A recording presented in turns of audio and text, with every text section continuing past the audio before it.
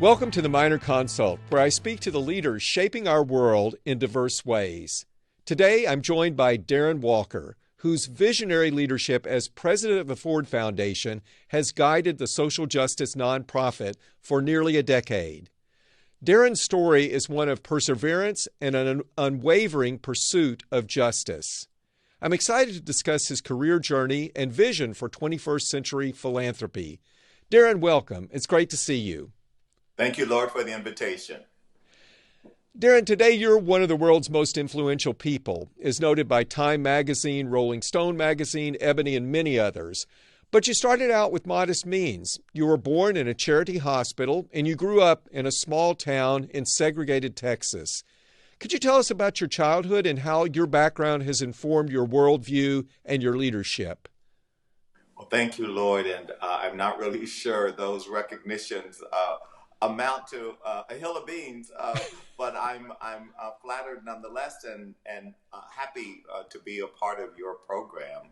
My journey has been a uniquely American journey, made possible because I was lucky enough to be born in this country.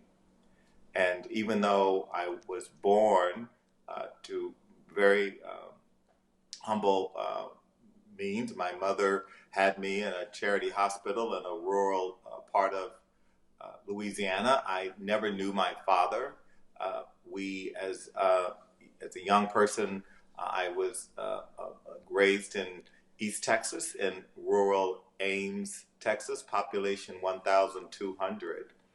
And I was very fortunate, Lloyd, because when I was 5 years old, a woman approached the little shotgun houses on our dirt road in Ames, Texas, and she was enrolling the children in a new government program that President Johnson had just signed the legislation for called Head Start.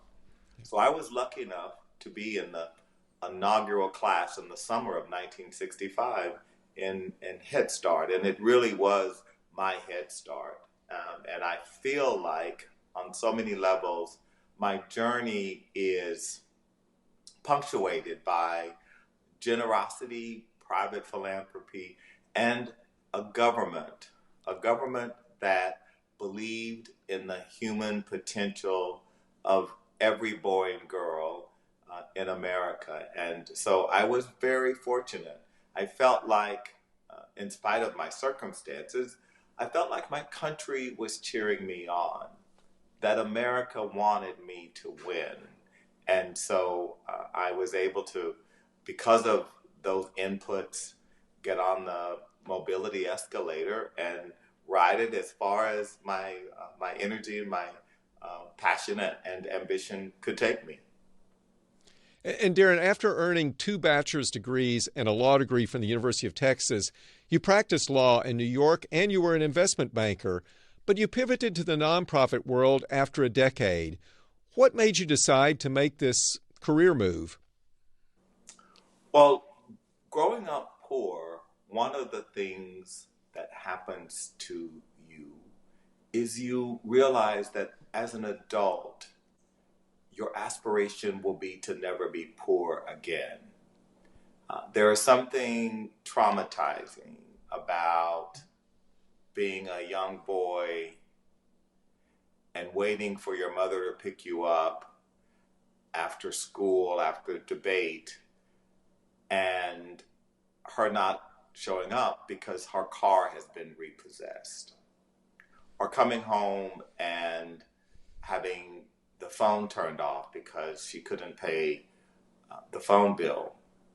And I think what happens to people who grow up like that is that the trauma, the pain, the humiliation that comes with that gives us a resolve. And certainly in my case, it gave me a resolve that I wanted to have some semblance of financial security, not only for myself, but because I knew I would be probably taking care of my mother and other family. And so I did. I came to New York and I gladly, unapologetically went to Wall Street and was very lucky to have 10 great years. And I did decide, because for me, the the idea of working on Wall Street and the notion of piling up money was never an aspiration, and would never be fulfilling. And I was lucky because I reached a point where I said, I'm not going to work for a bit. I'm going to figure out what I want to do. And I took a year off and I was volunteering and figuring out things. And I found myself spending more time in Harlem. This was the early 90s. Harlem, hard to believe. There was a time when you couldn't get people to move to Harlem. And certainly I moved to Harlem in the mid-90s. I met Reverend Calvin Butts, who was the pastor of the Abyssinian Baptist Church, and with Karen Phillips, together they started this organization to redevelop Harlem, and I got very excited about it. To follow up on that, so you started in the nonprofit world with Abyssinian and then moved to Rockefeller and of course, then president of the Ford Foundation. What has informed your thinking about how to approach your work in philanthropy? And you've developed, and we'll talk about, a very distinctive philosophy and approach to philanthropy. Can you tell us how that's evolved over your experiences and maybe how it's evolving now? Sure. Well, Lloyd, one of the experiences I had that has had a profound impact on me today and my work is the experience of being a 13-year-old busboy at a restaurant. Yep. And that experience, to be a busboy, to be a Black boy working off the books, really, in that role, which is really to be invisible, to be in a room, to take the things that people don't want, no longer want, and to not have one's humanity acknowledged, is a really powerful experience. And for me, it has absolutely helped shape how I understand what it feels like to live life on the margins, to be invisible, to have people look right through you as if you don't exist. And I think a lot of people in our country and the world feel that way today. When I went to the Rockefeller Foundation, we were given a lot of materials to read about philanthropy, most notably Andrew Carnegie's seminal 1889 essay, The Gospel of Wealth, which is the foundational document for American philanthropy, indeed today global philanthropy. And in it, Carnegie talks about charity, generosity, his religious faith that inspired him to give. I found an obscure document that Dr. Martin Luther King, a few months before he was murdered, published. And it was about philanthropy. And here's what he said about philanthropy. Philanthropy is commendable, but it should not allow the philanthropist to overlook the economic injustice which makes philanthropy necessary. So Dr. King was saying something different. Carnegie was completely comfortable with the idea of inequality, never questioning the ways in which his wealth was achieved. Dr. King said, actually, the philanthropist needs to be reflective about how they made their money, needs to move not just from a position of charity and generosity, but the real work of philanthropy must be justice and dignity. And that's a different kind of philanthropy, I think, and it has certainly inspired me and my colleagues and our trustees at Ford to engage in some of that excavation of the root causes of the problems and the ills we seek to improve. to address. Darren, you've written about that, and it is a very powerful vision. And to underscore what you just said, it's different than the vision perhaps that the Ford Foundation had in the past, and also the vision of many other U.S. nonprofits, the vision that they were built on. And in your 2019 book, From Generosity to Justice, A New Gospel of Wealth, you talk about how this vision came about, but I think in particular, could you describe now, in light of COVID-19, the murder of George Floyd, the vision would seem now more timely, more relevant, more in need than ever before. And can you tell me what you see as the next steps at the Ford Foundation, but also more broadly for other organizations, other philanthropists that are looking to you and to the Ford Foundation to lead the way in these changes in the approach to philanthropy? Well, I'm not sure the Ford Foundation or I am leading the way. Lord, I hope we're contributing to a conversation in philanthropy. And that conversation, I think, has shifted, as you suggest, these last 3 years. The combination of the pandemic and the murders of the summer of 2020, no doubt, have had a material, profound impact on our country. I think for philanthropists, what this really means is coming to grips with some of the realities that are very difficult to address, particularly if you're privileged.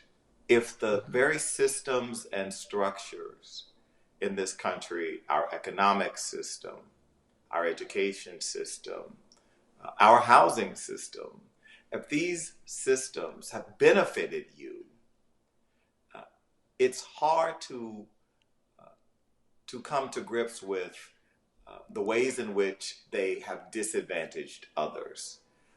And so for the philanthropist, for the successful American, it's hard to call out a system that has some inherent flaws in it, that produces too much inequality, that benefits people like you and me and our friends, and compounds the disadvantage of the already disadvantaged. Because for successful people in America, we've been winners in this system.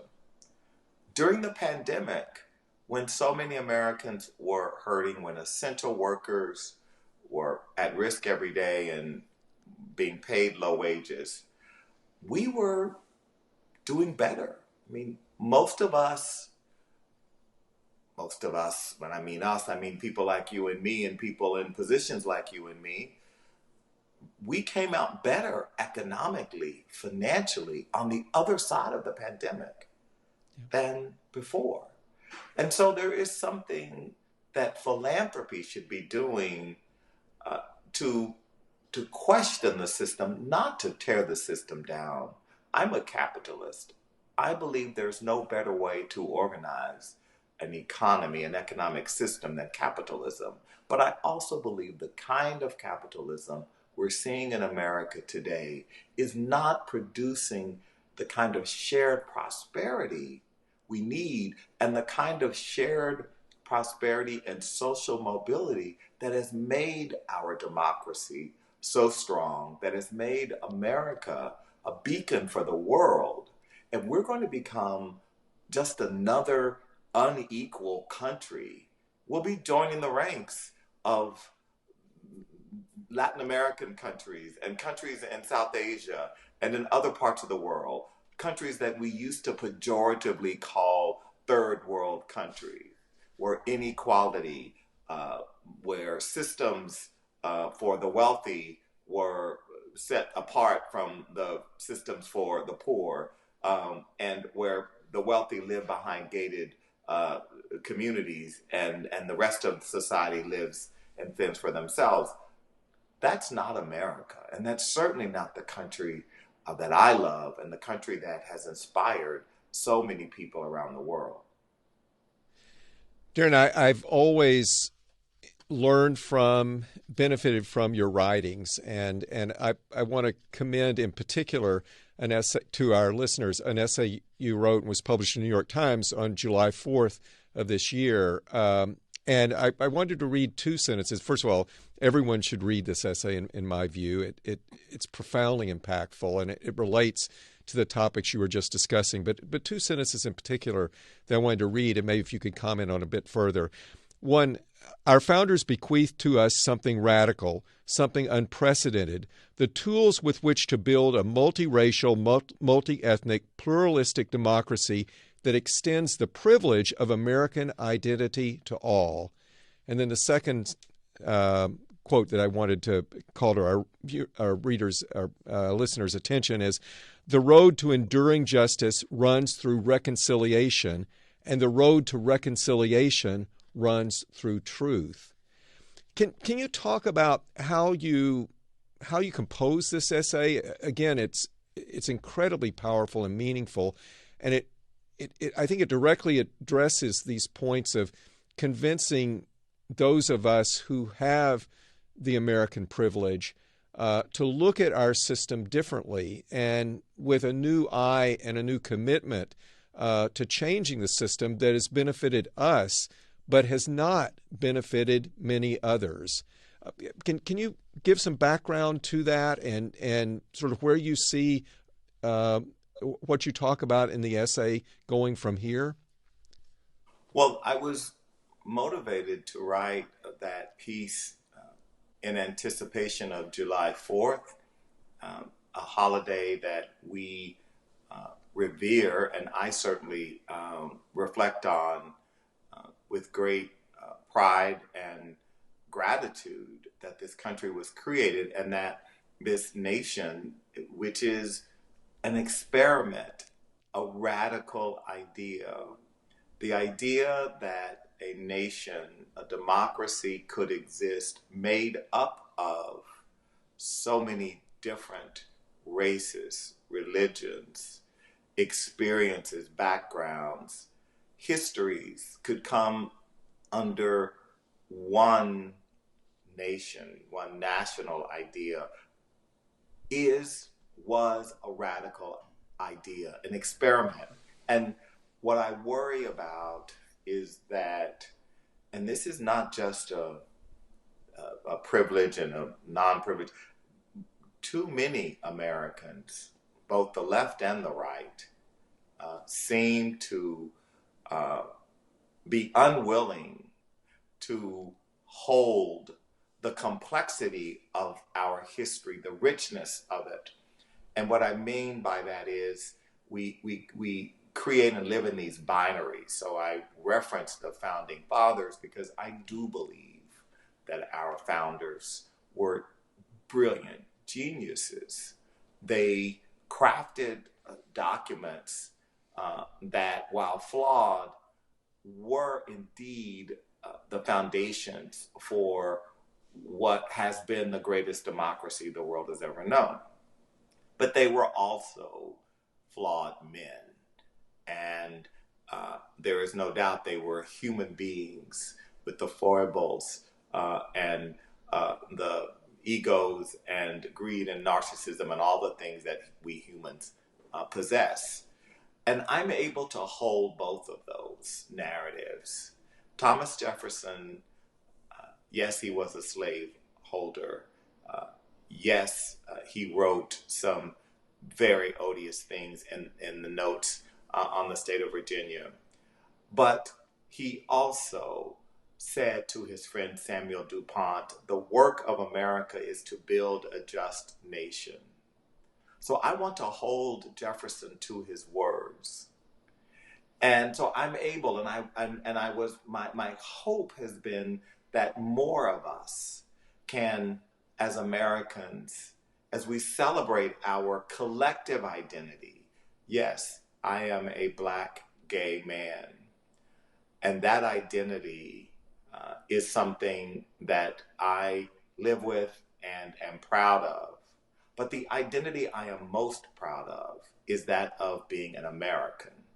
It is that identity that binds us all in a collective commitment to American ideals. And so I was hoping to make the case that we shouldn't be living in these binaries where we create these mythologies of a history that never existed, where we deify our founders as perfect people, or we demonize them as horrible, irredeemable characters.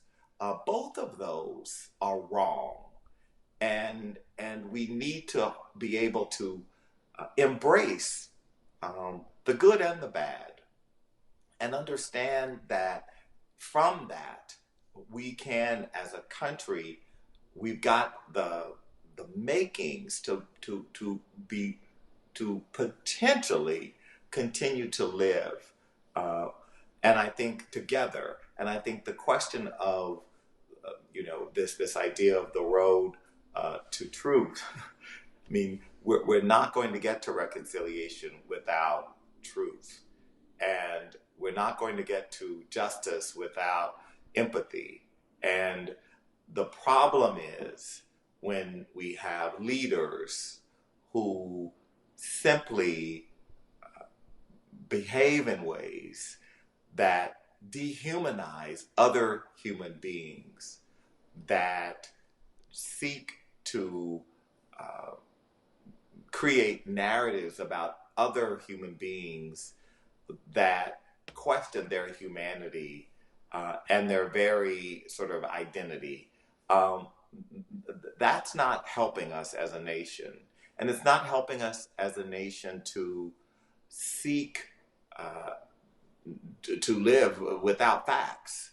I mean, it is troubling that we literally have some who would legislate willful ignorance, that this notion of being misinformed is admired and is desired. That is no way to build a great country.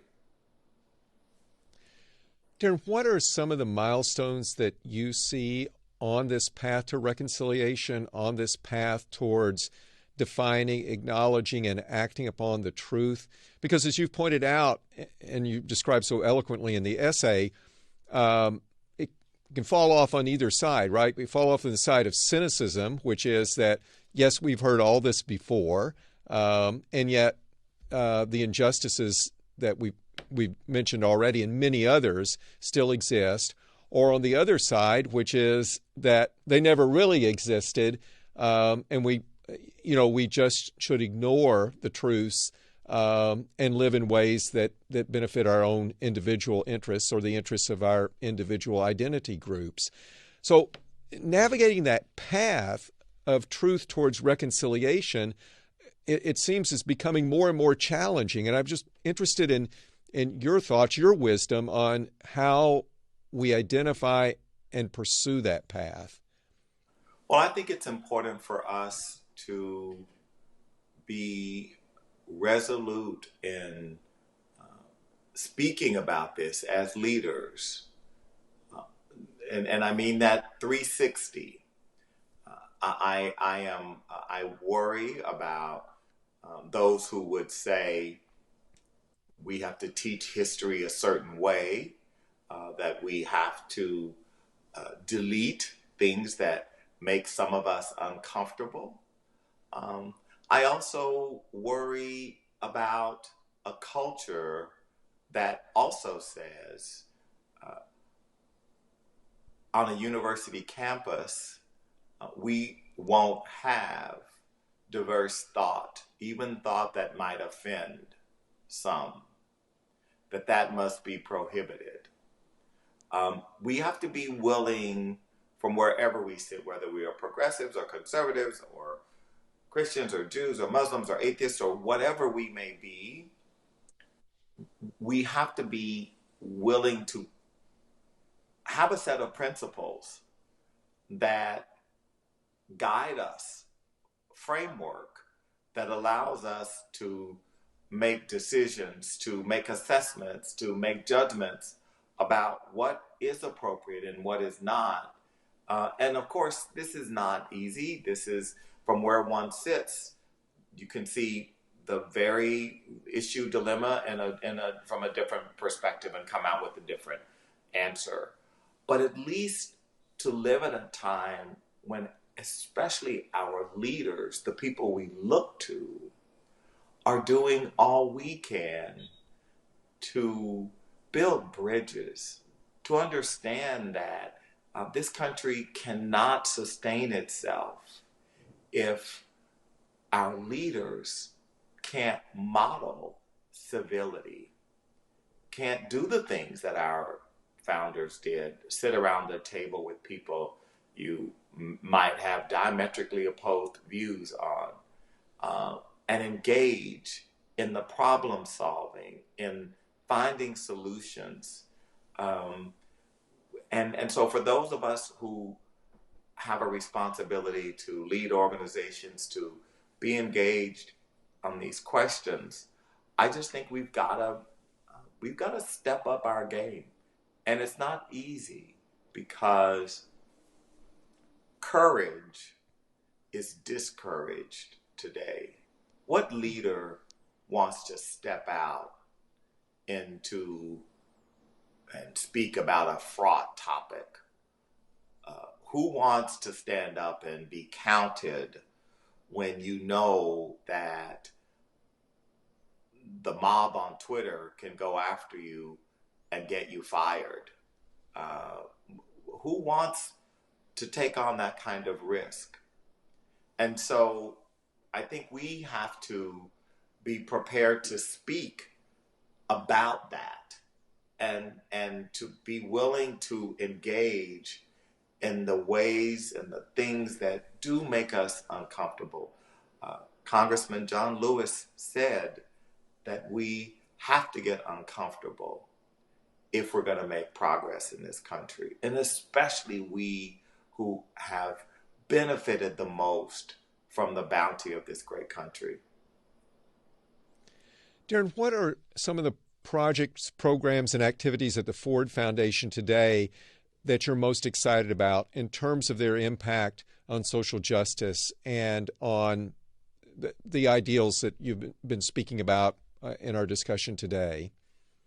Well, Lloyd, you are there in Silicon Valley, the technology hub of America and indeed the world. And one of the newest areas we are working on is a program called Technology and Society, where we are examining the opportunities and the risks associated with this new digital world we are now living in, particularly as it relates to vulnerable populations, people who may not be resilient in the face of this technological onslaught, who may not have the resources, and who may, in the analog world, have been discriminated against, had to deal with prejudice and bias, that this all now moves into the digital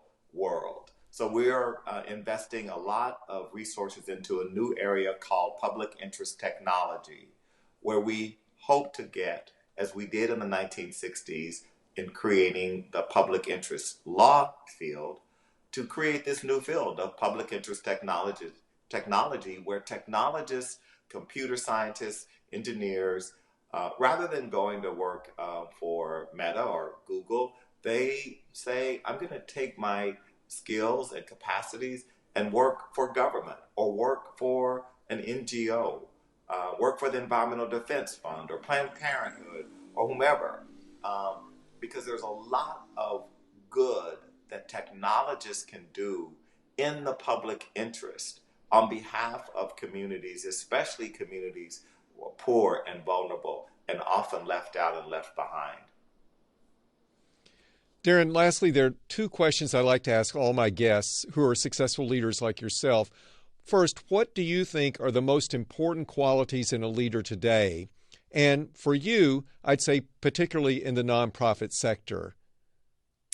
I believe the most important quality is humility. A humility to understand that in my world, of course, and philanthropy, the people who are closest to the problems we're seeking to solve are our best hope for solutions, and that we need to not privilege the voices of those only with expertise, credentials, but that we also need to hear and to acknowledge the power in the lived experience of the very people in the very communities we're trying to help.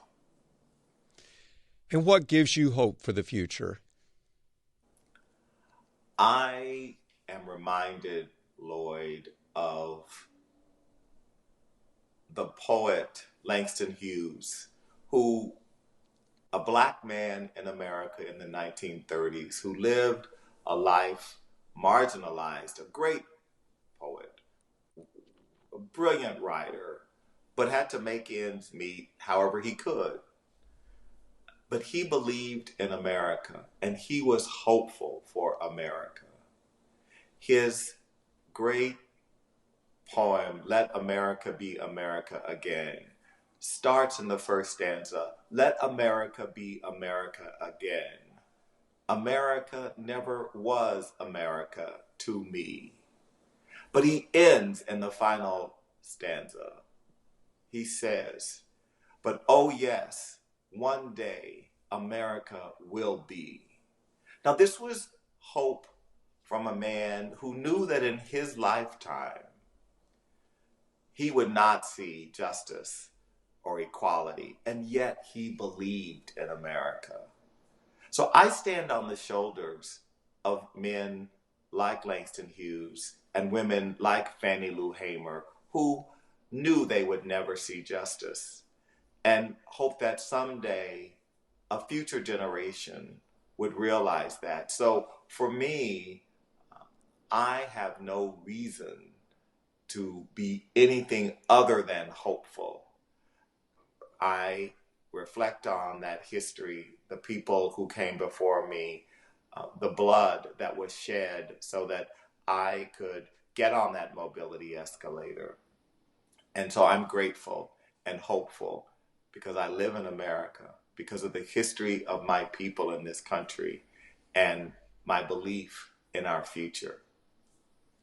Well, Darren, thank you so much for joining me today. Thank you for what you're doing as a leader, for the wisdom that you share with all of us in your written words, in your spoken words, and in your actions as a truly influential and impactful leader. Thank you for listening to the Minor Consult with me, Stanford School of Medicine Dean Lloyd Minor. I hope you enjoyed today's discussion with Ford Foundation President Darren Walker. Please send your questions by email to the Minor Consult at theminorconsult.com and check out our website, theminorconsult.com, for updates, episodes, and more. To get the latest episodes of the Minor Consult, subscribe on Apple Podcasts, Spotify, Stitcher, or wherever you listen. And if you enjoyed today's episode, please rate the podcast 5 stars. Your feedback helps make this podcast happen. Thank you so much for joining me today. I look forward to our next episode. Until then, stay safe, stay well, and be kind.